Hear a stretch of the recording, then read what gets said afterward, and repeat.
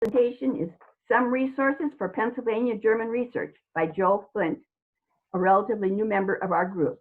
He received a BA in History from the University of Washington and began doing genealogy in October of 2000. He retired from Safeco Insurance, where he was a computer programmer. After the meeting, he plans to share his presentation with you. So watch for my post-meeting email with details. Also, you may want to remove your picture from the screen because it could be included in the recording. So with no further questions or anything, I will go ahead and switch it over to Joe. Thank you, Dorothy. Thank you for having me here today. And I'm going to start sharing my screen.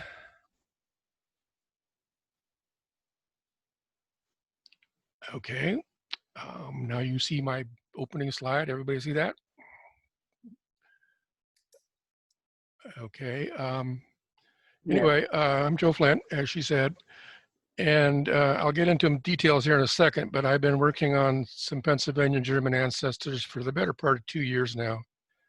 And so I've been asking Dorothy some questions about German research, and she finally, I don't know, corralled me into doing a presentation on what I've learned how to do in the last couple of years. So that's what we're going to talk about today.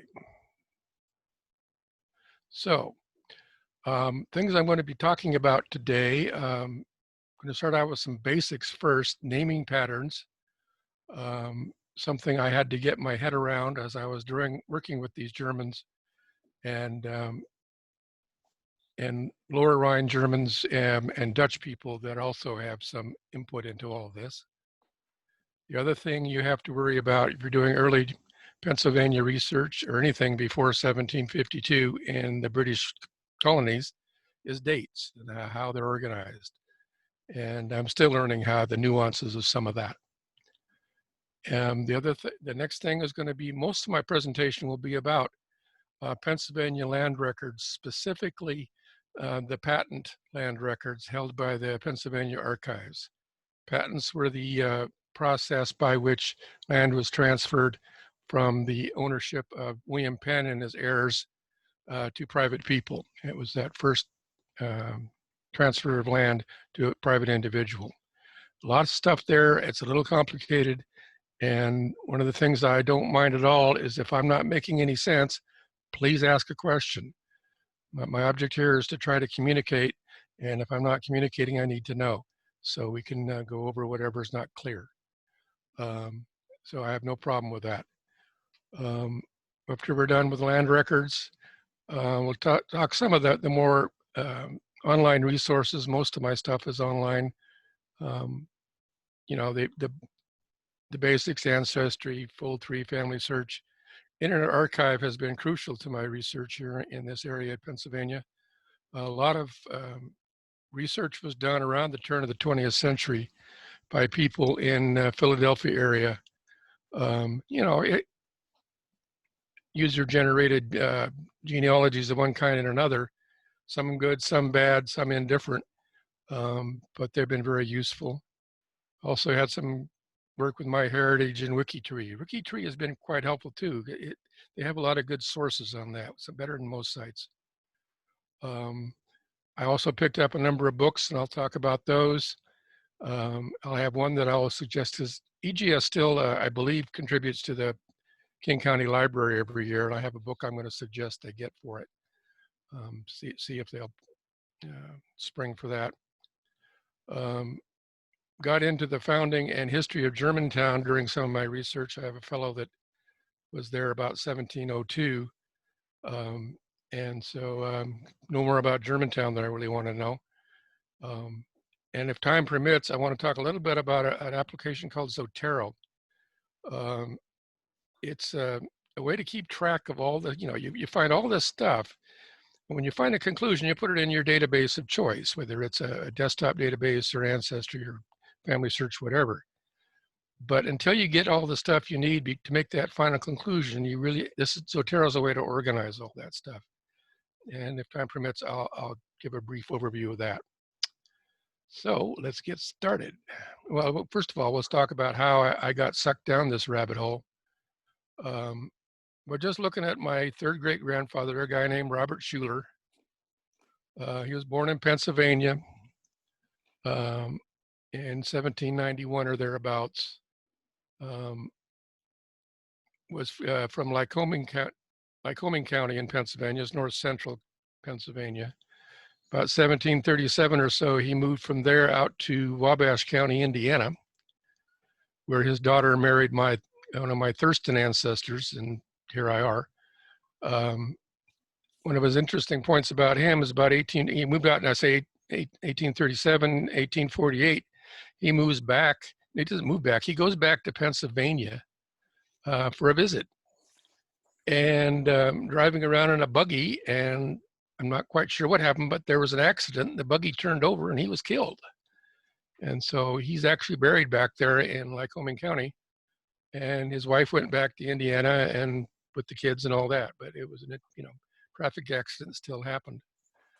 My early research on this guy, there was a lot of, what we call internet genealogy, people, all kinds of claims and discussions and, what was what and what. And I just tried to confirm what people thought they knew. And worked my way back to a guy named Gabriel Schuler, or Schaller, or whatever you want to pronounce it and say it. He was the founder of the Schuler line. And one of the things I found out is he had two sons, Samuel and William. I'm a descendant of William. And each of those sons had a son named Gabriel and a son named John. And guess what? People got them all mixed up. Depending on what family you were researching, you claimed one or the other, because there was a good find a grave entry for a Gabriel Schuler and a good find a grave entry for a John Schuler. And depending on which family you were researching, which branch, whether the Samuel or William branch, you claimed that Gabriel and John for you. In point of fact, the John Schuler that we have a find a grave for isn't related to any of these people. He's a completely different Schuler family. And the Gabriel that they have on find a grave, they have him as Samuel's son, and in point of fact, he is Gabriel's son, which is something I was able to demonstrate, I think. But anyway, it just, I'm not what you would call a systematic researcher. I just keep following the bright, shiny objects. And here I am 2 years later, and I still haven't figured it all out. Probably never will. But anyway, the first thing I want to talk about is naming patterns. I think most of us are familiar with the second point, where a person was baptized with two names, the first name being given the spiritual or saint name, and the second name as the call name or Rufnamen that they were actually known by through their life. And there's plenty of people who don't get that or have been exposed to that. If you want a good discussion about that, anything that's underlined here is a link. And so when you get a copy of this presentation, the slide deck, you'll be able to go to this website. There's a guy who has a pretty good write-up on this whole thing, and also some discussion on what grandparent a child would be named after. It's not something that's cast in stone, obviously, but it's something they pay attention to. But I think most of us, and I've heard Dorothy and others have talked about this sort of thing, so we're probably aware of it. What was new to me is that I got into the early settlers of Germantown. Germantown was settled in 1683 with a group of 13 head of households and a total of about 33, 34 people. Landed in Philadelphia October 6, 1683. And they all came from a small town in northwest Germany called Krefeld, and just a few miles from the Dutch border. And most of the people there probably spoke Dutch or the dialect of German that was spoken at the time in the Lower Rhine Valley, or a combination thereof, or they had come from Holland to that town in Germany, but they used a lot of Dutch names and they wrote in Dutch, at least what people call Dutch. I'm no expert, so I can't tell you for sure. But what they did do is the Dutch and these people that I'm talking about hadn't settled on surnames in a robust manner. And so they would, a lot of them had a surname. There was one group, three brothers that came over in 1683 were optographs. But they signed a rather important and well-known Quaker. Let me back up. These people were in Crefeld, came over 1683. They all apparently were Mennonites in background, but almost all of them, except one guy, had converted to Quakerism and came over as Quakers, and for the most part stayed Quakers when they got to Pennsylvania. But Optengraff, one of the brothers, Optengraff, got married in a Quaker ceremony in Crefeld in 1682 or 1681, I forget which. And we actually have that marriage certificate, the only marriage certificate from the European mainland from that time, a Quaker marriage certificate. And they all signed their name as, say, Abraham. I would know him as Abraham Optengraff. He signed his name as Abraham Isaacs because his father's name was Isaac. And so that was his patronym.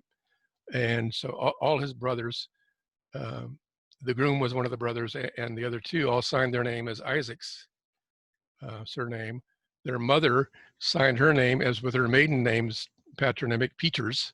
Her father was apparently a Peter. Another thing that people would do is the patronym wouldn't necessarily be the full name. They would use the nickname of the parent. In this case, I run into is a guy named Theus Matthew. In the Dutch tradition, you know, in our tradition, if we're going to make a nickname out of Matthew, we take the first syllable, Matt. We might even call him Matty or something, but we usually take the first syllable. They often took the last syllable. So instead of, you know, being a Matty, it was be Theus. And then the patronymic became Theosin. And my earliest Pennsylvania ancestor was a guy named Cornelius Thiessen, or Thiessen, anglicized to Tyson. He showed up in 1702. There was a fellow in the 1683 group, guy named Reiner Thiessen, and those two may or may not be related. Nobody knows for sure. They had a similar naming pattern for their sons, but other than that, the only thing we really know is both of them had probably had a father named Matthew. Whether it was the same Matthew or not, your guess is as good as anybody else's at this point. But that's how I got down that particular rat hole, trying to figure out whether, because there's fair amount of research on the 1683 Thiessen, so more is known about him. So anyway, got to pay attention to names. And I remember asking Dorothy a while back, how do you keep track of all the different spellings? Because if there is one spelling, there's got to be a dozen. So, and I've gotten to the point where I just document them all. And hopefully I'm talking about the same guy most of the time, but you never know for sure. The other thing I want to talk a little bit about is dates. I think most of us are aware that done any research in early colonial times is that the British Empire didn't transition to the Gregorian calendar system till 1752. And that was fine. I knew that. We've known that a long time. What I didn't know until I actually started doing some research on this presentation is that up until 1752, the British, well, I knew this, the British New Year started on March 24th, I think it was. But it seems that, as this chart here shows us, that the transition from the old calendar to the new calendar, people would change to the year starting January 1st before they even changed to the calendar and vice versa. And so it gets really complicated at what year we're talking about, especially when you get into the month of March. And which goes, anyway, this Wikipedia article, if you want to go into more detail, I would suggest that. Quaker dates. Now we're talking Germans. What do I care about Quaker dates? Well, the Quakers were recording the records. That was the major, so they would talk about 7th month and 1st month and all that stuff. If you're familiar with Quakers, Quakers didn't think the name names of the months were pagan in origin.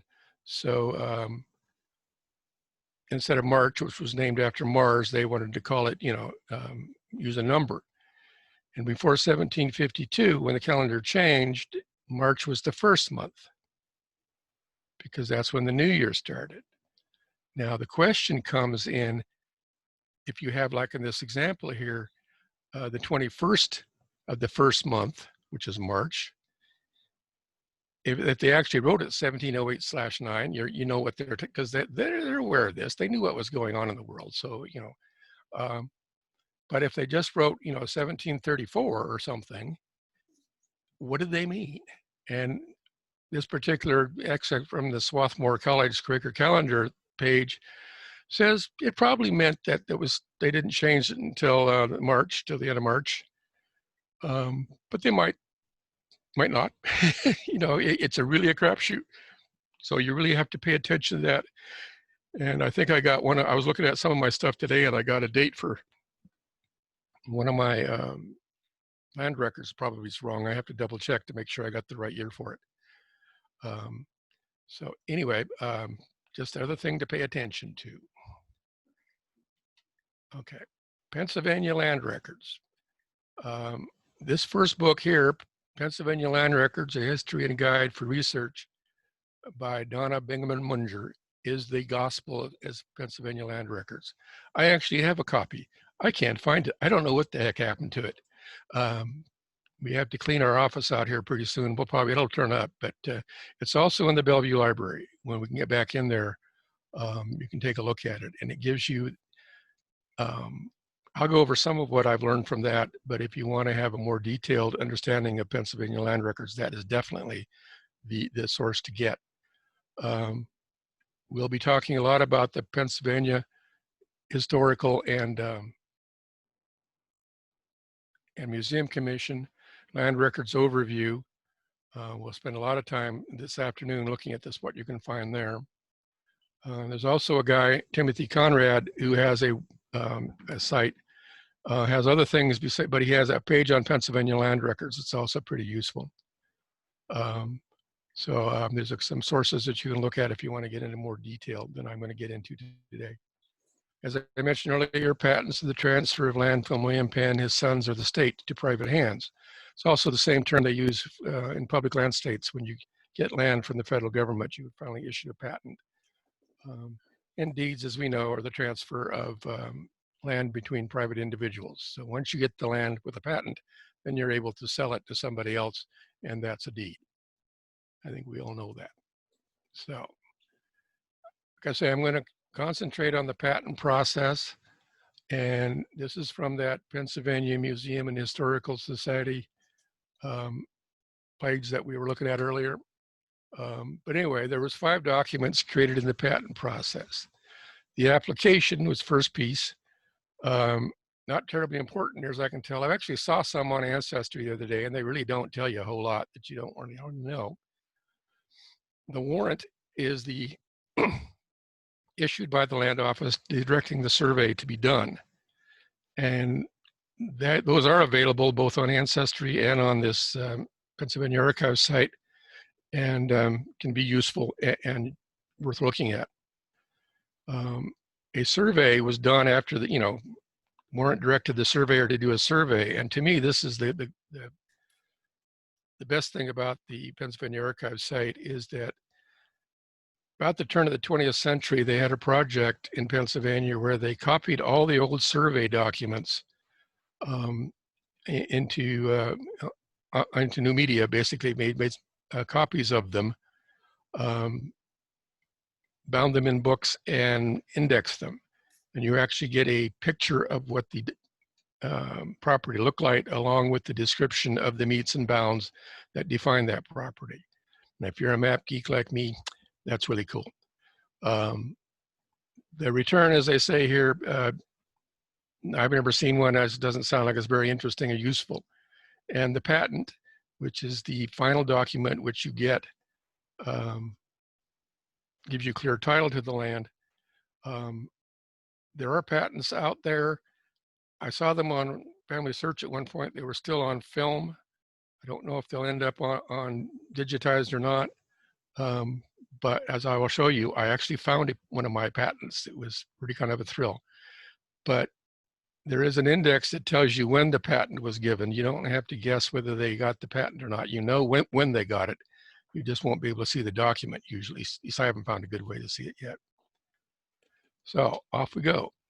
So we have to, this is what that Munger book talked about, is that there's a couple of, there's categories of patent records. There's the old rights, and then there's the not old rights. I forget what they called them. But anyway, it's basically the old rights are any patent records before 1733.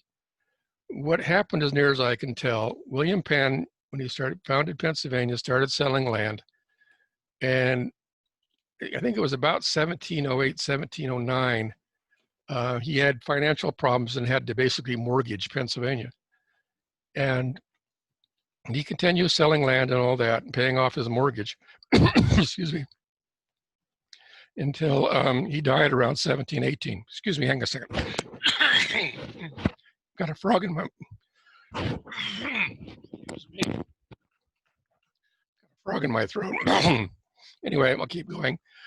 Anyway, he died about 1718, and the estate was encumbered by this mortgage, and basically land processing in Pennsylvania was done by the mortgagees until the mortgage was paid off in 1733. And as a result, there were no land sales in Pennsylvania before 1733, but they were greatly restricted. The mortgagees only wanted to sell enough to make the payments on the mortgage. And so there's a definite line between when the mortgage was paid off, the estate was settled, and Penn's heirs, his sons, took over as proprietors of Pennsylvania, and land sales took off. It was a land office business. Sorry about that. Anyway, so for 1733, you're looking at old rights, and there are indexes for Bucks and Chester County, as you see here, in Philadelphia County. Those were the three original counties in Pennsylvania.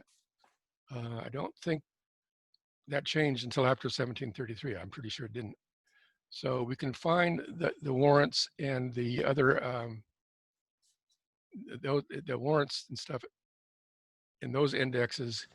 We can look up to see if the patent was issued in the patent index, and we can see the surveys that were copied in the survey books, and we'll go through some samples of that. So anyway, you go into the old rights index for Philadelphia County, were before 1733. And this is just the top half of the page, but you can see we have, surnames beginning with A, and different surnames, and also you have individuals who bought lots of land, so they had lots of entries. And so whatever your surname is that you're interested in, you go through this list until, in my case, I came down to surnames beginning with S because I was interested in Schuler. And so I looked at the first page because that's all you know at this point. And there you find it. I lucked out because he's the very first entry on the very first page. Ooh, lucky me. And one thing I want to point out, when you actually click on that, see, when we come in here and you click on this is a web page here, and you click on page 86, you come in here, and this is a PDF file. And so you can download it, which is cool, but it's just a PDF file. And so I look at this thing and says, Schouler, Gabriel, it's a return for 104 acres, May 18th, 1720, and it's in the survey records, Book D, Volume 78, page 118. Okay, that's the important part. That's what will actually get us a look at the actual diagram of the property he bought, as well as the description of the meets and bounds. So we go to the copied survey books. And here again, I'm just showing the very top part of that page. And you can see there's all kinds of, you got volumes A through B, A through Z here, volume D, but that's not the one we were looking for. It was, I forget what it was, D18 or something, D78, which are this column over here of numbered D volumes. Confused yet? I hope so, because I am. Anyway, so you go find, in this case, I found survey book D78. When you get there, you get a whole list of all the pages, and you come down to the one you're looking for, D7818, which is the one we said was. And so we come in here, and this is the top part of that page, and it shows the property that he had surveyed at that time. Now, it's not a whole really interesting, but it does show the neighbors, a Hans Reef and a Klaus Johnson, and shows the boundaries and 104 acres. And you look at the bottom of the page. I did this two-piece so I could have a chance of at least looking at it, seeing it. But it says, in pursuance of a warrant from the commissioners of property dated the 10th day of September, 1717, for surveying unto David Powell. What is this? This is Gabriel Schuler's stuff. But in point of fact, this David Powell probably sold their rights to a small chunk of it to Gabriel Schuler. And now it goes and discuss this property that was surveyed out for Gabriel, my ancestor, getting at a post at a corner of Klaus Johnson's land, et cetera, et cetera, et cetera, containing 104 acres. Now, he actually only, okay, we'll go on to that a little later. Okay, so that's the good part. We got a diagram, and we got the actual meets and bounds. Okay, and on the back of it, if you notice, there was, when we looked at there was D78 page 18 and page 18 reverse. This is just all that was on the back of it, but that's a separate PDF file. It's not like you can page through these things like one big document. Each page, each image is an individual PDF, which is annoying at times. But anyway, there's nothing great important on there. I just wanted to make sure I mentioned that. And you should at least look at the reverse, because it may be something interesting. You never know. So I went and looked at the patent indexes. So I know he had some survey. Well, did he get a patent for this stuff? And so patent index is A and AA series. Here again, we're looking at, surnames beginning with a letter. Go down here to surnames beginning with S. When I happen to be wanting 278, I had to go through all of these to find 278. And you go and you click one, you look at the PDF and go through it. No, it isn't that one. You go back at page 275, go look at that PDF. Oh, it's not that one. So anyway, I'll relieve you of that particular piece of nonsense.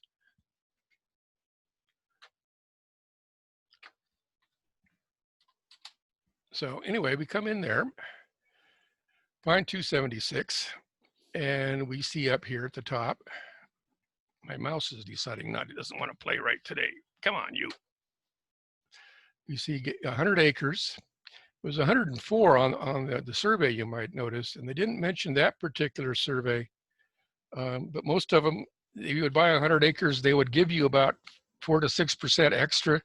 They allowed for roads and other improvements that they may take away from you.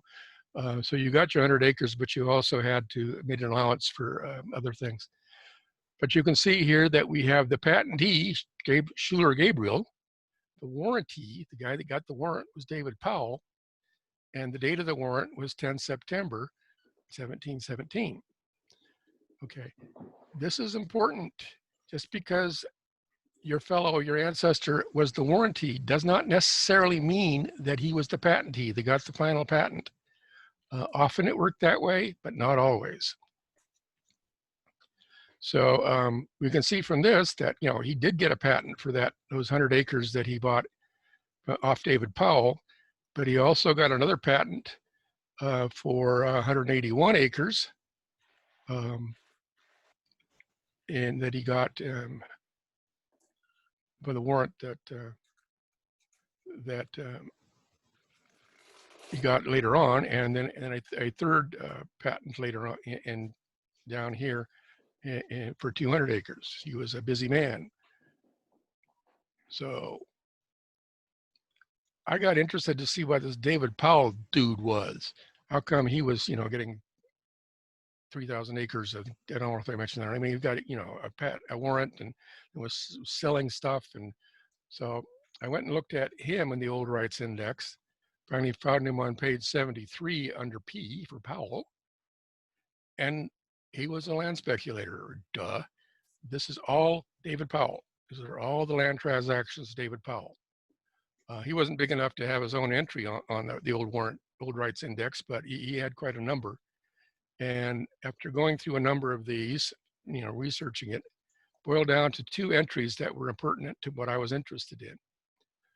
Both of them for 3,000 acres. Now you notice here in this index, it's July 10th, 1717 was the date of the warrant. Wrong, it was September. Whoever made this index, said it because it was the 7th month before 1752. 7th month was July. Well, excuse me, September, because the Latin for 7 is sept. October is 8. November is 9. December is 10. And those were the actual number of the month. December was the 10th month of the calendar year when the new year started. When the new year started in March. So this is why I brought that date stuff out specifically. You got to pay attention. This guy obviously made an error when he was doing this index, whoever it was, and put the July 10th instead of September 10th. But you notice over here on both of these entries is all kinds of survey records. And one of them is, so this is the actual warrant that David Powell got from the commissioners of property, whoever was selling all this stuff. And so, he got 3,000 acres. He was supposed to only divide it up into 6 or less parcels. Oh, well, he did more than that, as you'll see here shortly. And one of the features of land sales here and other places I'm most familiar with here in Pennsylvania, but I believe it was pretty common everywhere, is that besides you paid the money for your land, then you also had to pay a yearly fee called a quit rent. And in this particular case, it was a yearly quit rent of 1 shilling sterling for every 100 acres. And so it was like a tax that was on the deed, basically. And it went to the proprietors. And I think that, I'm not absolutely sure, but I think there was also, you also were subject to taxes from the province itself, depending what was going on. But you notice down here, this was done on the 10th day of September 1717. So the index was incorrect. It was actually September. So anyway, that was David Powell's warrant. What do I got here? I kept searching. Now, we saw that page in the Old Rights Index where I had that big, long swath of David Powell entries. And being the suspicious person I am, I thought I would check everything. So I went through all the P's, and I found this little gem, a couple more for David Powell, not particularly related to me, but this one, I hit pay dirt. So I went to B22-186, and I found this. This is a map of all the land that he sold under this patent. So here's my ancestors here. Gabriel Schuler, Klaus Johnson, Hans Reef, his neighbors, and all the other people he sold land to out of this one warrant. And so I'm a big fan of the Elizabeth Shown Mills fan club. friends, acquaintances, and neighbors. I got his friends, acquaintances, and neighbors here all laid out for me. And I've been trying to, research these guys, um, to find out how he fit into the neighborhood. Turns out most of the neighbors were Mennonites. He himself, Gabriel Schuler, was a German Reformed fellow and quite active in that denomination. But anyway, this was really got me excited. I'm in the process of trying to plot all these different pieces of property out to see, trying to pinpoint exactly where his land was in the grand scheme of things. But this was something that I was really excited about. So, okay. So anyway, we got Gabriel's first chunk of property. And want to make sure, most of you aren't going to be, or some of you may not be, into, what was then Philadelphia County, which is now Montgomery County, just outside of Philadelphia. But these warrants and patents and surveys cover all of Pennsylvania, not just the local. The earliest part will be in Philadelphia, Chester, and Bucks County, but it definitely goes to the rest of the state. So any place you have research in Philadelphia, in Pennsylvania, well, this will be very useful for you. So anyway, if you're going to do after 1733, when the heirs of William Penn, his sons, took over, warrants from that period are on Ancestry, and I'll show you an example of that here in a second. And they're also in the warrant registry for in the Pennsylvania Historical and Museum Commission website. You got patent indexes, so you can go look at see when the patent was issued for a particular piece of property, a particular person. And you have, again, the survey copy books that you can actually find the actual piece of property in. So this is the Ancestry Pennsylvania land warrants and applications. If you live in Pennsylvania, I believe that part of the deal of Ancestry getting this information to put on the Ancestry site, they had to give Pennsylvania residents access to this. I'm not a Pennsylvania resident, so I didn't look at it too terribly closely. But residents, I think, can get access to this somehow or another. But you enter your information however you want. Here again, Gabriel Schuler, just an example, or you can browse by county and warrant year and all that. And so in Gabriel Schuler, I get three entries. This one here, I never have quite figured out what that's all about, but these two are the ones that are important to us.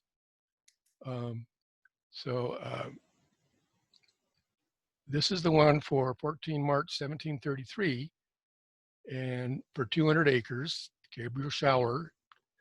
And this is what a warrant looks like. What this warrant looks like anyway. They don't, So anyway, we have a nice document from the time and place. I have one for some other relative. I forget exactly where, but it actually was signed by Benjamin Franklin, which is kind of cool. And these are the real records, so it was a real autograph, unless it was done by a clerk. So anyway, Old Cowshoppen, which is actually a corruption of Goshenhoppen. I think that's how you pronounce it. I'm not really sure, but it's a place there in Montgomery County now. So, and the date here, I think, 14th day of March, 1733. And as soon as it's an official document, it's probably 1733-4, because it would be, the new year wouldn't start until the end of March. This is another warrant that actually got only a few weeks later, because it was, this is for 180 acres and a slightly different format, but he's still got a warrant. And so we go into the warrant register for that period of time, and we go and find, go down to the list of number, basically it's the same. All these pages are organized the same, to the point you can't get confused and don't know which one you're on. But we go down to surnames beginning with S, and here again I find Schuler Gabriel, you know, he had 200 acres. We saw that warrant from Ancestry. And the survey is found at A4 290. So that's cool. And that's and then further down the page is the other warrant. And it's, there's a couple of places it's in the survey books, and this one is the most complete and most interesting, B23 255. And so I go look those up, and here's the one that for the 180 acres, and it's basically he added on. This is the land he got from Powell in 1717, and then the warrant that he got in 1734 was to add two pieces of land on either side of it. And we got new neighbors, and John Zonchen is still there, but we got other neighbors, and that's cool. And here's the actual description of that. And so you get the whole, you know, it does reference the purchase by Gabriel Schuler of David Powell. So we know we're in the same person, the same place. And I said it was hard to get a patent. Well, it is, except I got one. This is the patent for that 181 acres. And I got it from, I was researching one of Gabriel Schuler's grandsons, a guy named John Schuler, one of the Johns, one of the three Johns. And one thing I knew about John Schuler, grandson, he was, this particular one was the son of William, son of Gabriel. And Gabriel had sold John and his brother Gabriel, if anybody confused yet, I am, half of his land. And in 1832, this John Schuler was trying to apply for a Revolutionary War pension. And so he listed the service that he had, and it was submitted, and it was declined because he didn't have proof. And so he sent back to them, says, well, you know, I think he spelled his name Schuler at that point.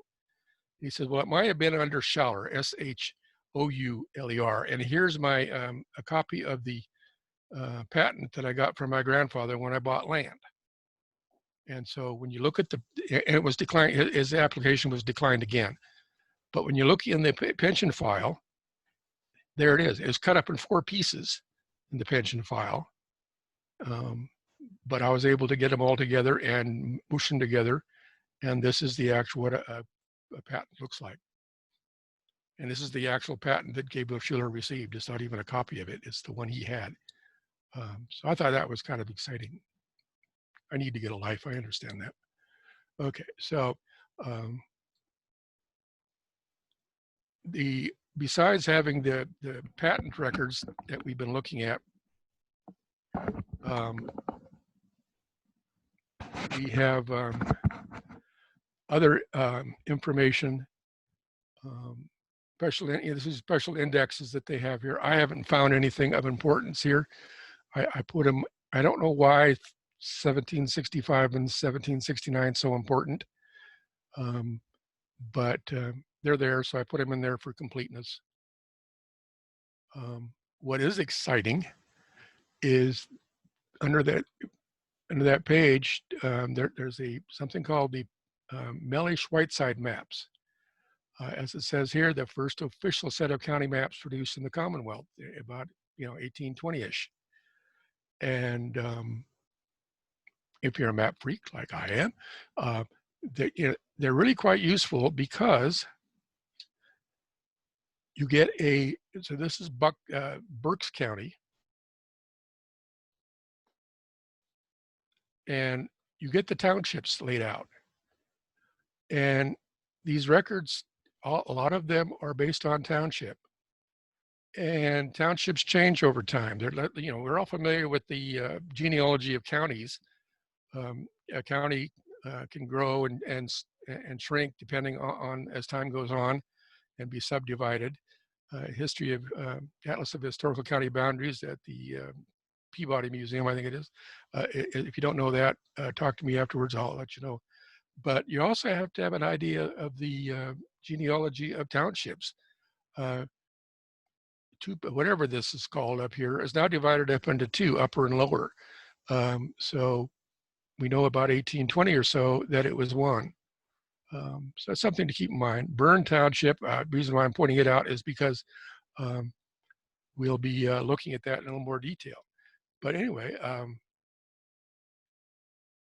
as you saw here, the counties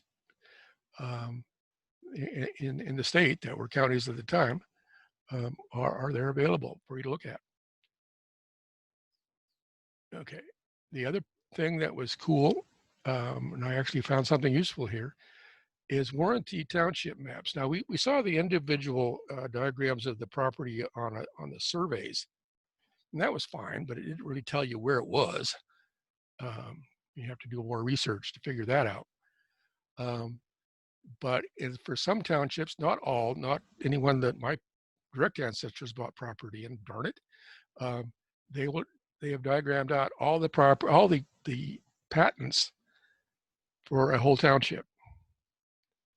And so you get something like this. This is Bern Township in Berks County. And each one of these little boxes of text, I'll try to zoom that in a little bit, but it won't help much. And so you have to go on the site and look for yourself. But Daniel Heister here married Gabriel Schuler's daughter, Catherine. And I knew he would settle eventually in Bern Township. And so I came here to look and found his property. And that's what this is. This yellow part here, 65, that's the big chunk of property he bought. So now I know where within Bern Township he was located. And I can find all his neighbors at the time of the patents that they and I can trace it. If I wanted to know more about that, I could trace the neighbors for more. So anyway, if you're lucky enough to have somebody, a township that was done like this, it's a great resource to find out where your people actually were in space and who their neighbors were with a nice diagram. So that was pretty cool. And the other is something called connected draft maps, which is similar to what we were just looking at, but they're only subsections of a township, as they say here. I didn't find anything of use for me. You might, so I'd suggest looking at it. They look like this. Instead of having the whole township, you only have, like in this case, 3 guys. And I just picked this at random, just so we could look at it. So anyway, okay, now you've heard me talk about all this stuff. Now I'm going to babble on about some things that I found and preach a little bit, I guess. Orphan court records, you'll see a lot of those in all the counties in Pennsylvania. They are not just for guardianships. Intestate and other probate items were the purview of the orphan court. Orphan is defined in this context as someone without representation. The person who died without a will, intestate, needed the court to protect their rights and see to their, their estate. So it was a more broad definition of orphan than would at first appear. Pennsylvania deeds specifically, I'm sure others are the same way, but a lot of these deeds, people didn't record them. No, sometimes they would record them when the transaction happened, but not always. Maybe not even, most of the time. You didn't really need to register the deed, which cost money, I'm sure, until you wanted to sell the property. And even then, you didn't have to register the deed. You could just refer to it in the sale of the property that you were when you sold it. Got a couple of examples like that. John Schuler, whose pension record had the patent in it, when he sold his land that he had got from his grandfather. I have seen the deed to the guy he sold it to, and he refers to the fact that, yes, I got this from my grandfather, 5-6 years ago, whatever it was, And I'm going to record it, don't you worry, but it was a valid transaction, so I'm able to sell this land. He never recorded it.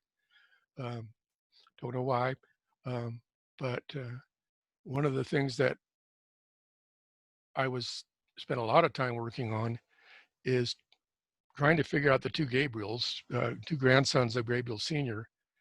And I was fortunate, and I'll show it here in a bit. There was a book written in the 1870s or so.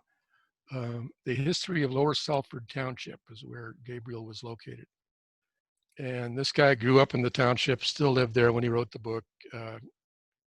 And near as I could tell, was a quite reliable source for that type of book. You know, those county, it wasn't a county mug book written by somebody in Chicago. It was written by a guy who actually lived there. But, you know, you always got to double check everything. And he said that while John sold his property in about 5 years after he bought it, Gabriel didn't sell his until about 20 years later. And I was able to find, when he finally registered the deed from his grandfather, um, and the book said that, you know, he registered, you know, he got the deed from his grandfather, he registered, then he sold it to this other guy. He and his wife, oh, what a blank on their name. Anyway, it was determining who the wife was crucial to understanding which Gabriel we were talking about. And I wanted that deed in the worst way so I could prove that this guy had the right name for the wife. And I couldn't find it, and I couldn't find it. And the book said, well, when he sold it to the guy, after he sold it, the guy died 7 years later and intestate, and never, and it turns out he never recorded that deed. And what I found was when one of his sons, who was the administrator of the estate, finally sold that property, he referred back to the deed that his father had gotten from Gabriel Schuler, the grandson, and his wife, and named the wife. So it helped me that was the documentation that I needed to prove that the guy that wrote the book actually knew what he was talking about. So one of life's little victories. So it's not just as simple as just looking it up in the index and hoping, and it's all right there. These guys were frugal. They wouldn't register their deeds until they had to. They wouldn't get a patent because patents cost money too. You had to pay a fee for that until they absolutely needed it. I've got another ancestor who lived further north in Pennsylvania who seemed to have done that. To near as I can tell, he just walked away from that property after he moved for whatever reason.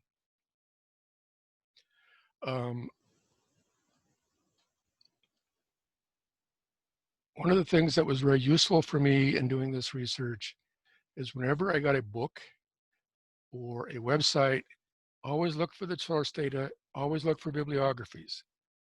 You never know what you're going to find. You may find that one piece of evidence or a pointer to that piece of evidence that will make your day. It's free. I mean, you got it there. Look at it, trace some of it down. WikiTree has been particularly useful for me in this case. Not everything in WikiTree is sourced adequately, but a lot of it is, and a lot of it has interesting sources that I hadn't run across down the same general area. So whenever you look at something, look at the sources they have and see if you have them or know about them. It's been very useful for me to broaden out my sources of information. The other thing that I would recommend to anyone who uses a desktop genealogy program, I use Roots Magic, and Legacy also does this, is enable and use the hints feature. As far as I know, both Roots Magic and Legacy will interface with Family Search, Find My Past, My Heritage, and you enter information about somebody and they will query those sites to see if they have anything useful for you. Beats working for a living. I mean, let them do some of the work. It's not so you can find some of the low-hanging fruit. I looked at Legacy's website the other day. I didn't see them mentioning it, but Roots Magic also interfaces with Ancestry. So you can access some ancestry hints from Roots Magic. I've noticed that it doesn't access all the hints. You find a hint for somebody, and it'll take you. You can click the button, and it'll take you to Ancestry, and Ancestry will have a whole lot more hints. But it's a way of accessing the low-hanging fruit without having to enter search criteria on every website out there. So if you're not doing that, find out how to do it and save yourself some time. And that's all we're talking about, is just being a little more efficient. I've had some, how do I want to put this? Philadelphia County, because Philadelphia County was one of the original counties just after the revolution in 1784. Most of it was broken off to Montgomery County. And Philadelphia County is now basically the city of Philadelphia. They are kind of stingy with some of their information. For a long time, you could look at wills and family search, for example, but you couldn't download them because the County of Philadelphia wouldn't let you. They offered to sell you a will, copy of a will, but I recently found out that Philadelphia County wills are now on Ancestry, though it doesn't appear that they're all indexed at this point. The other thing that was frustrating with Philadelphia County was the deeds were not available online from home. You had to go to a family history center, which was problematic at this time as for the COVID thing. I noticed they're now at least readable online. I was playing with it this morning, and they were having technical difficulties, so I'm not sure if you can download them or just look at them. But at least you can look at them. So that's been a big plus. A lot of, like Montgomery County, which is split up. I mean, anything that you got. I mean, it's wide open. Very good county to do work in. Other counties, my Schulers ended up in Lycoming County, and it is a death valley as far as access to records concerned. I'm not sure what the deal is, but it's really hard to find stuff.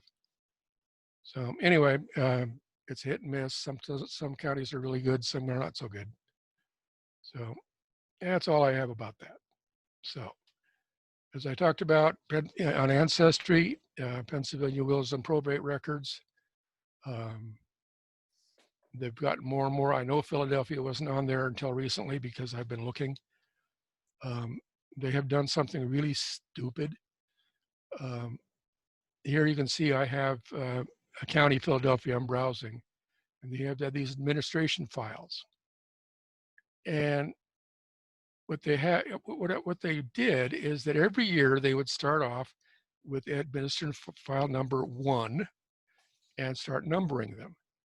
And so, like for example, here you have 1837, 1838, 1 and 249. Hooray! But they're sorted by the first thing they come across. So these are sorted by 00. Now we got 1, and instead of putting the year at the beginning, so you can actually find the year you're looking for, you have to go through them all, which is a real pain in the butt. But the search does work sometimes not.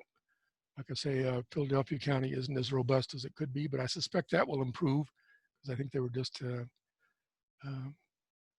just added recently. I'm not sure when, but the other big major database that's very useful in Ancestry is this thing called Pennsylvania, New Jersey Church and Town Records.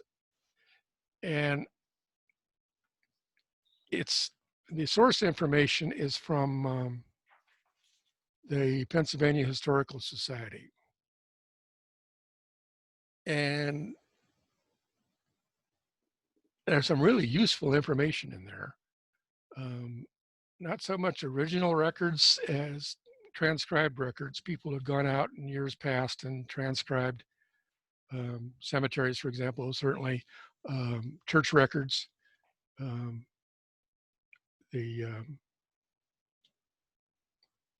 they apparently had a program of going out to the different churches and actually getting the the records and microfilming them. And so you'll find those in there. What I have here over here in County Bucks, not stated, and Dutch Reformed. This is a translation of some church records from 1710, 1711, which actually has Gabriel Schuyler's marriage in it to a lady named Margaret Awig, though there's another record that says he married a Margaret Rhodes at the same time. So I'm not sure what was going on.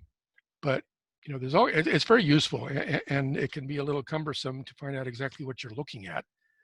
The index will take you right to a record and say, oh, here it is, but you have to, scroll back to see what exactly it is that it is that you're looking at. But definitely worth the time and energy to look at. Presbyterian church records, like I said, I found some stuff in there. First Presbyterian Church is where Gabriel Schuyler was also recorded his marriage. So the religious climate in Pennsylvania, I mean, we look at Pennsylvania, we say, oh yeah, there's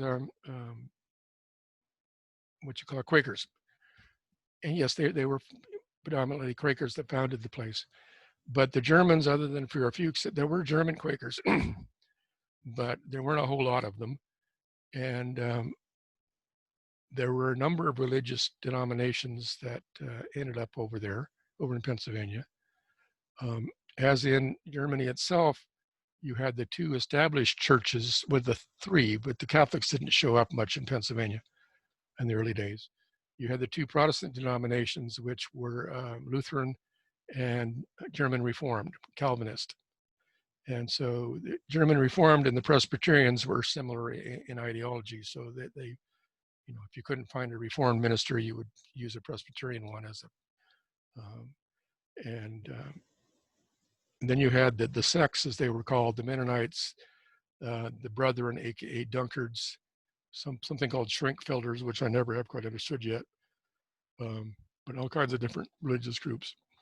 So it's worthwhile looking at if you have German Reformed. It's worth looking at that. Quaker meeting records, put it in there because it's there. Because some of those Germans were Quakers. There was a family Shoemaker, or Schumacher, were big-time Quakers in early Germantown, for example. So you might find information there. And okay, another good resource. It's a little cumbersome at best, but during the 19th century, Pennsylvania had a program of publishing transcripts of records out of their archives. And you can see over here, and it's on Fold 3, and it's supposed to be free. Now, I have a subscription to Fold 3, so it doesn't matter to me, but it's my understanding that it's still free. That was the condition that Pennsylvania Archives gave it to, was it footnote.com back in the day? That they could have, put it on their site if they were, if they made it free. So if you go to Fold 3, if you don't have a subscription, I think you have to register, but it shouldn't cost you anything to see the Pennsylvania Archives. Anyway, you go into the category Revolutionary War, because now it's mainly a military record site since Ancestry took it over. But you go to the Revolutionary War category, scroll down to Pennsylvania Archives, and then you have these series, Colonial Records maps. I found a really cool map with Gabriel Schuyler's house on it the other day. That was a lot of fun. And you have these different series of records, and a series could have multiple volumes, 20, 30 volumes. I mean, there's a lot of stuff here. They have a searching capability. This is all what you call it, character recognition searching. So it's what it is. Nobody's gone through and indexed every word of it. They use character recognition. But I found all kinds of fun stuff in here. and you can too. And it's free and it's searchable. Now, Ancestry, I just noticed, also has a version of this, but it's not searchable. They don't have a search box on it. It's just the documents. And like I say, there are thousands of pages of this stuff. If at all possible, I would support you in using the Fold 3 one. Though I did notice that the Ancestry one, this is what this image here is from, is a screen grab of the Ancestry version of the First Presbyterian Church marriages that I was talking about. Schaller Gabriel and Margaret Rhodes, and Schaller Samuel, his son, and Magdalene Levering. And I noticed, comparing the two, that you see the one in Ancestry has an L here in Samuel's name. The one on Fold 3 doesn't. So I'm not sure what's going on. So it may be worthwhile checking them both to see what's, this may be a different version, a different edition. I don't know. I'll have to check that out because I just discovered it this last week when I was preparing this presentation. So, okay, family search. If you have not joined, do so. They will not come and try to convert you. They will not knock on your door. They won't send you spam. They won't do anything other than give you access to their records. Yeah, it's a no-brainer. But once you are a member, I don't do it as much as I should, but I'm getting more and more in the habit. Whenever I get into a new area of research, go to the Family Search Wiki and see what they have to say about it. It may or may not be useful, but at least it's somebody that has, they have an article in just about any place or topic you want to talk about. Always worthwhile to take a look at. The Family Search Family Tree. Here again, it's easy to tap yourself into it. Once you've joined, you can go into the family tree and they'll ask you to identify your parents and grandparents. But as soon as they find a connection, because this model of a family tree is one common tree for everybody. There is no Joe's tree or Judy's tree or anything like that. It's just one tree, and we all maintain it. There's pluses and minuses to that, but it's pretty easy to attach yourself to that tree. And okay, it is what it is, and some of the stuff is really good, and some of it's really crap. But it's a useful tool. On the search page is search historical records. Those are the ones they've indexed. They have a really robust indexing program, as most of us know, and that can be very useful.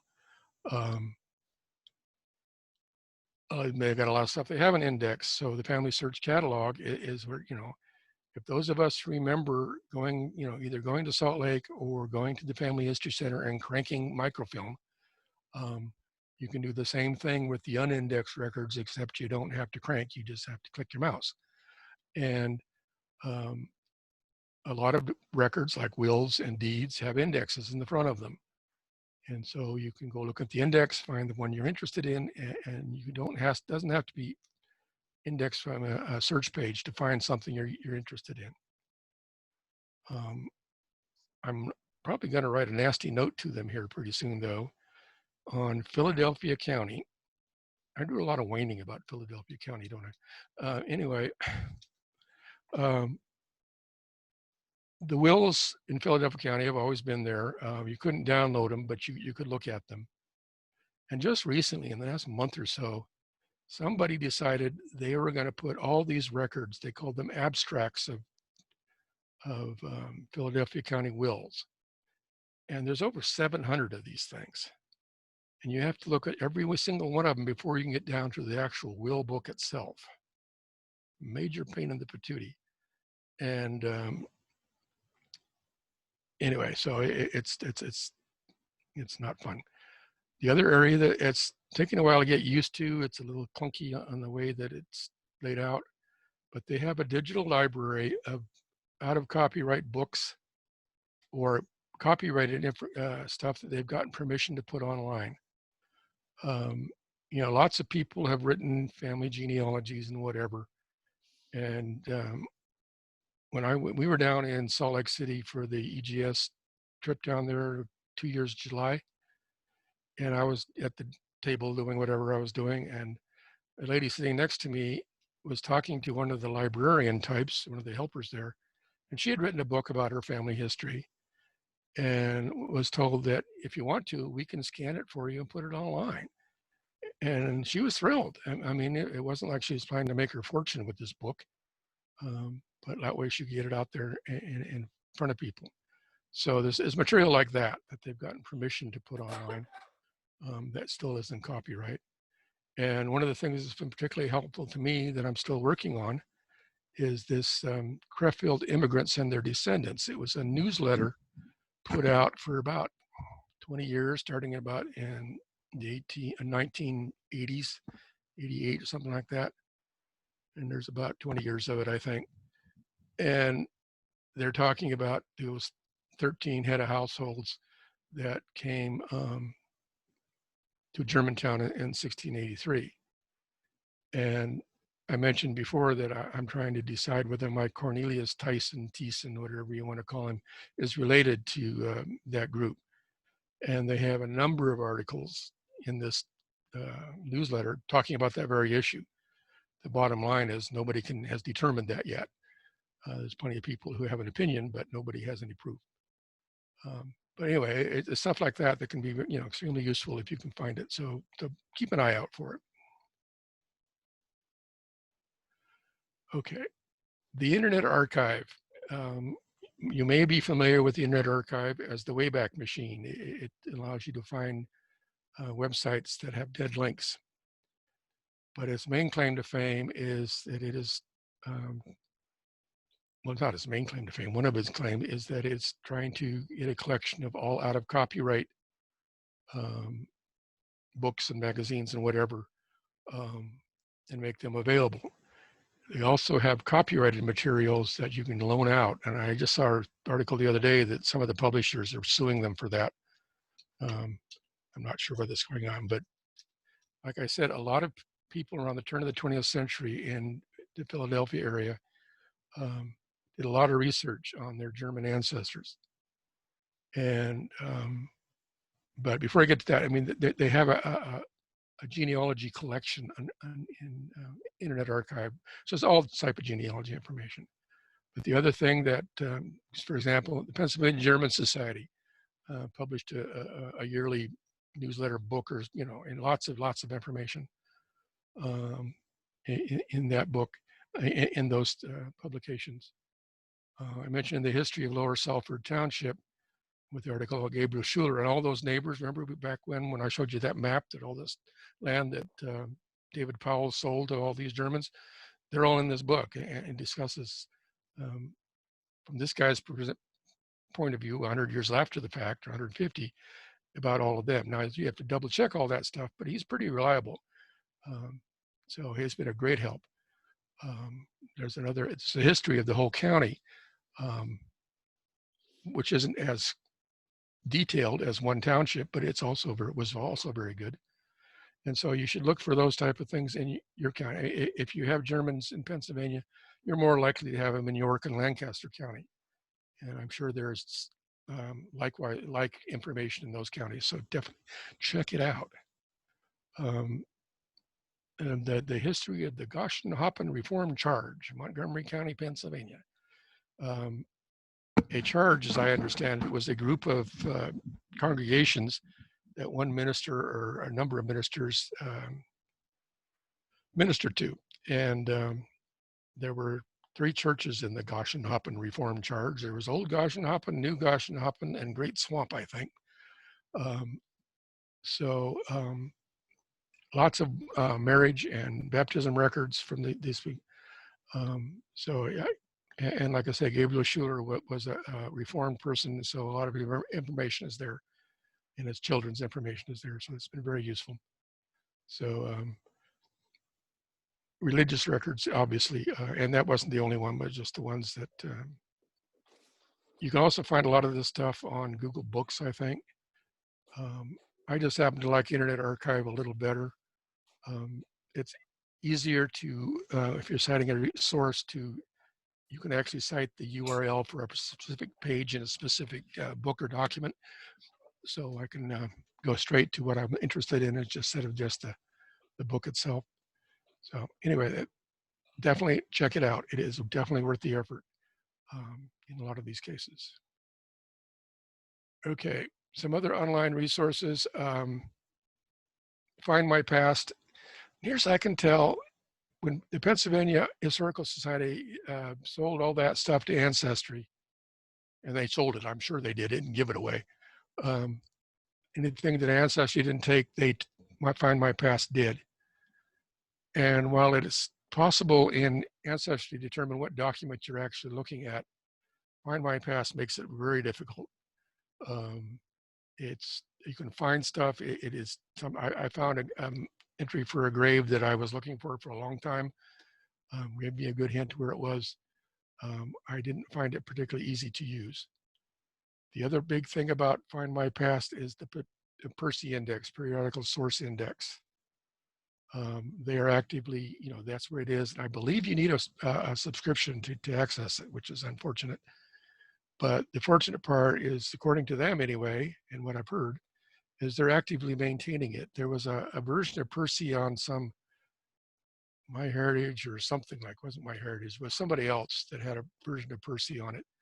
But from what Find My Past is saying, it was never updated once it was put up there. And the one on Find My Past is updated quarterly or something, I forget what. But I actually found a couple of articles by entering Gabriel Schuler, which you usually don't get much in Percy entering a particular person, but I actually found a couple. They were fables, but I found a couple.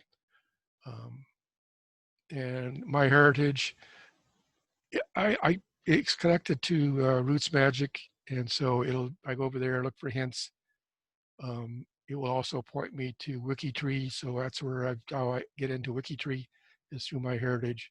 I need to spend more time looking at MyHeritage and see what's there. Can't say much more about it than that. All right. So anyway, some of them of the books I've bought or articles that I find important. This one here, Acta Germanopolis, Records of the Corporation of Germantown. William Penn gave Germantown a town charter in 1691. The first, I think, that was other than Philadelphia. And they were an active town till 1707 when the charter was revoked for political reasons. But this book, and it's, about 3 inches thick, has all the records that were created in Germantown by the people by that town government. They have the German, they have the foreign German, Dutch, Latin, as it says here. And after that section of that language, then they'll have the English translation.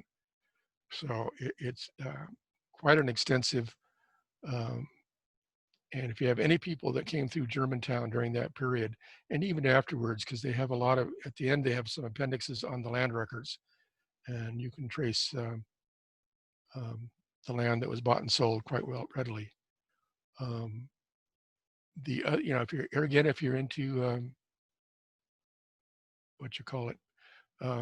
Germantown, this article, The Ancestry of 13 Crefeld Immigrants, 1683, was first published in the Pennsylvania Genealogical Magazine in 1980. As I'll show you in a minute, there's also a copy on Ancestry if you have access to that.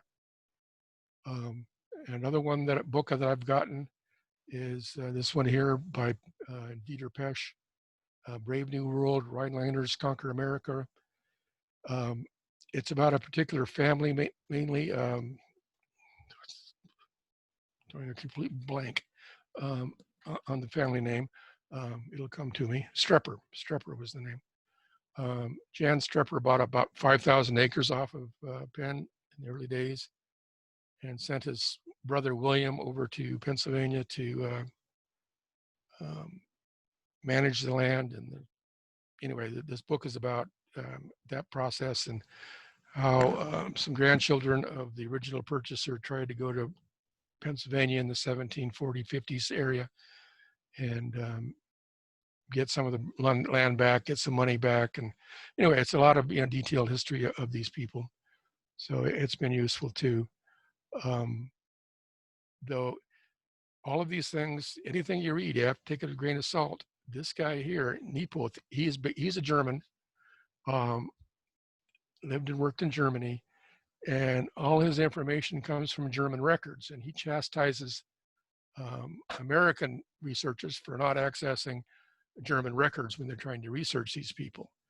Well, I'll chastise him for not accessing American records when he's trying to research these things. He categorically states this one guy had to be alive in 1704 because action was taken on a probate case of some kind. In point of fact, this particular book up here points out in the Germantown records that his wife remarried about 2 years after they got to Pennsylvania, and specifically made a provision that her new husband cannot sell the property that she inherited from her dead husband, the guy that the other guy this guy was claiming was still alive in 1704, and this was 1686. So you got to cross-check all this stuff. Honest, you do. Nepos works is very good. And learned a lot from him, but nobody's perfect, and so you got to keep checking and double checking. Frankly, by the time I got to this part of this presentation, I was getting burned out, so I didn't do a whole lot. But if you start looking at the history of Germantown, I tried to list, say, here's the version of Nepos' work on Ancestry. So you can go look at it there if you don't have a member of the Pennsylvania Genealogical Society. But probably the two best or most is this one here, William Penn and the Dutch Immigration. And I forget, this version is online, and there's also a version in Ancestry. Okay, this is done by this Quaker historian Hull in about 1935, and he's all hot to trot, saying basically all these people that came to Germantown were Dutch and they were Quakers, and this whole German nonsense is just that. I'm grossly oversimplifying. Pennypacker, you want to laugh at the name, but he was governor of Pennsylvania, so you'd be nice. He wrote this book about 1900 thereabouts, and his family were Mennonites, and so his basic premise is Germantown was settled by German Mennonites. Here again, grossly oversimplifying, but and then Nepos' premises, they were, Krefeld is where they were from, saying that's Germany, so they were all Germans. I don't care. But these three resources give you a real good look at what's going on in Germantown in those early days. Lots of information on the people, especially Hull's book and Pennypacker's. Nepos is probably just that small group. But yeah, it's a big subject, and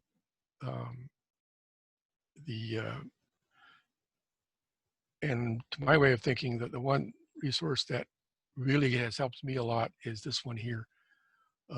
For example, Pennypacker in his book says my guy showed up in Cornelius Thiessen showed up in Germantown in 1703. He doesn't say how or where or why. He just makes this bald statement, and that's not good enough, right? So looking in this book, I found that Cornelius Thiessen was elected to what amounted to the Germantown Town Council in December of 1702. So guess what? He had to be there by December of 1702. If I had to bet you $1, I say he probably just landed, got off the boat that fall. took the boat over during the sailing season in the summer, because he's not mentioned any time before that. Um, so, but anyway, I have a document, and then this book also documents him spying land about a year later. And so I've got him, pretty well nailed down that when he got there and what he was doing. But so anyway, it's like I said, I'm hoping to get the society to get that book for the library, because I'm not lending mine out, just in case you wanted to know. Because I've just barely cracked that, but it's in there. Okay, Zotero. Those of you who had the misfortune of coming to the computer interest group that we used to do before the COVID thing, you've heard me blather on about Zotero. And I'll just give you some, this is just stuff that I clipped off an article. We're out, if you're interested at all, after you see all this, go to this article here at the bottom. It's by a lady named Cox. What's her, I can't remember, I'm getting old.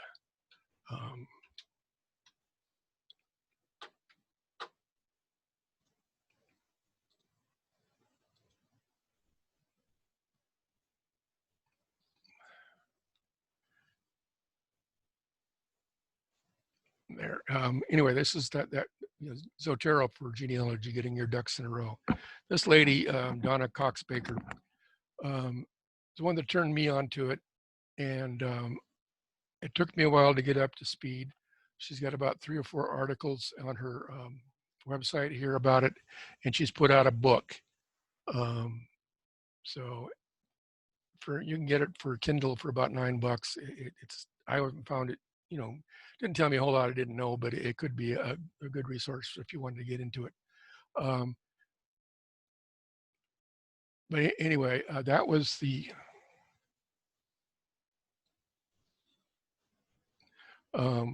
impetus that I got into it.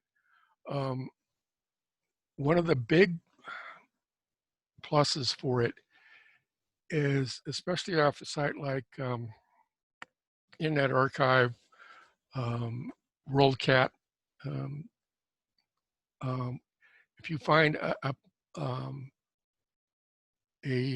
document. So anyway, this is Zotero, and you saw me talk about the history of Lower Salford Township, and you're able to, when you get into Internet Archive and bring that book up, there's a little gadget, a little tool saved to Zotero you can get for your web browser. You push a button and it imports all of this stuff, all the bibliographic information that they have for this thing. It will also create a source for you. I'm kind of fussy about my sources, so I don't use it. I'm a Elizabeth Shown Mills evidence explain kind of guy. And so, but I think it's a step in the right direction. I don't have to type all this junk in when I create my own website, my own source. I can just cut and paste this stuff. The other really cool thing is that on Internet Archive, you can just go look at it on the internet. You can also download it as a PDF, which I've done here. It's a PDF I've downloaded from Internet Archive. See if I can get this to work. All right. So here's the book downloaded from the Internet Archive.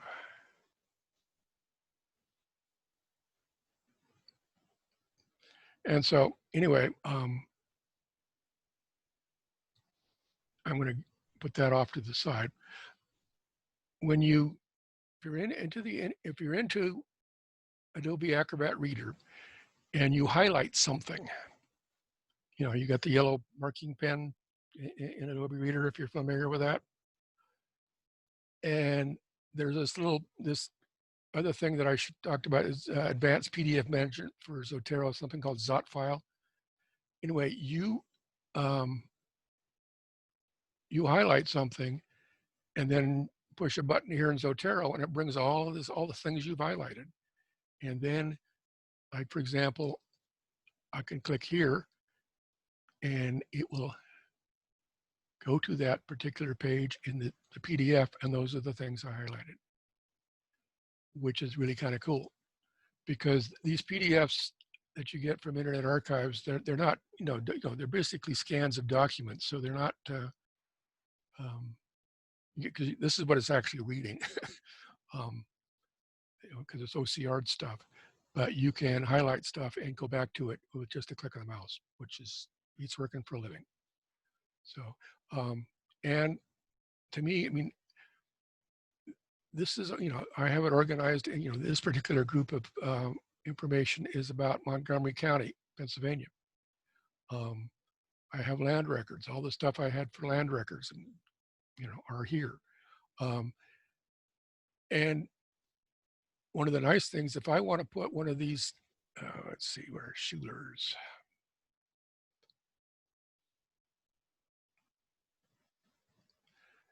Here I have the history of Lower Salford Township, the same thing.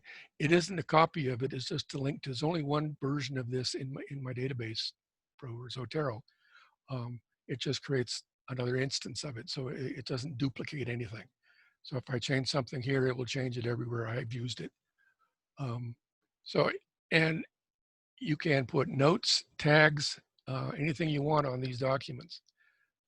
I found it particularly useful in gathering all this information, because you never know what you want to use, what you're going to need, what's BS and what isn't. And so for me, it's been a very useful tool. There's a bit of a learning curve. There's no free lunch, but that's the way it goes. And with that, I'm done. So how are we doing for time? So,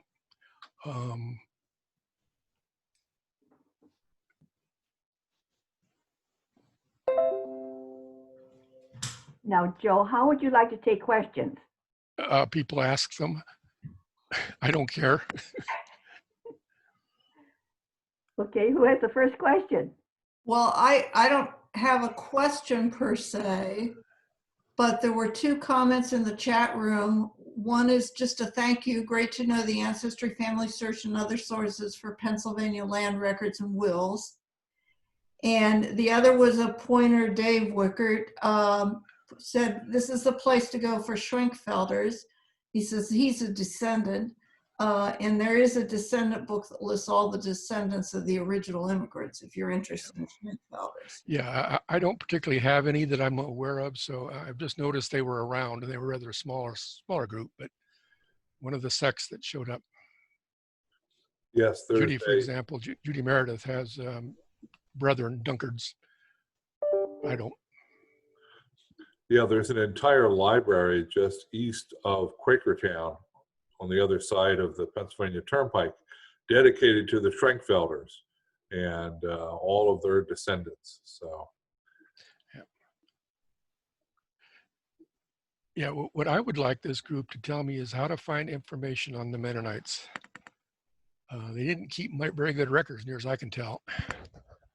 And it's been hard to trace them down. I'm still working on it. unless anyone else has a question, I have a question.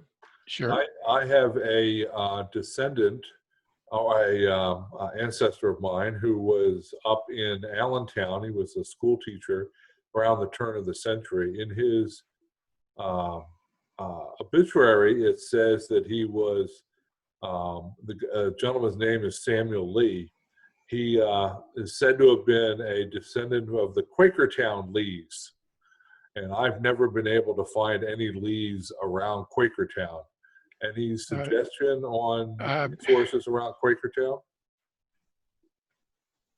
Yeah, I'd get that book, the big one that I won't lend out to anybody. And like I'll try to get that's probably the most definitive source.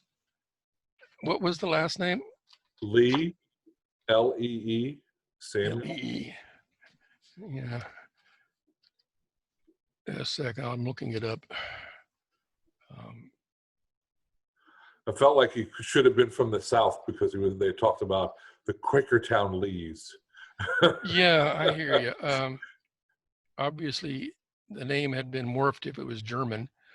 Quakertown. Okay, yeah, yeah, okay. I know Quakertown. It's different than Germantown, right? Yeah. Sorry, I got confused there a minute. No, I really don't have any Okay, thank you very much. specific insight. Also, I want to call everyone's attention to the fact that if there is a book that you would like the Eastside Genealogical Society Book Committee to consider purchasing for the Bellevue Regional Library, be sure to let me know because I submit a request form to them every year. Okay, can I have you do that for this book, Dorothy? Yes, I will need the full title and author, which Yeah, I did not write down. Well, yeah, I'll get it to you. Thank you very much. Any more questions? Yes. Baffled? Yes, I do have one. Is that Munger book available in the reference section of the library, or can you check it out? Yes, I think. I looked it up on the catalog. It definitely in the reference section, and I noticed that they said they had a copy checked out. Oh, But- they may have but- another one out in the circulated area. Yeah, but they're definitely in the reference section. I actually looked at it once. Okay.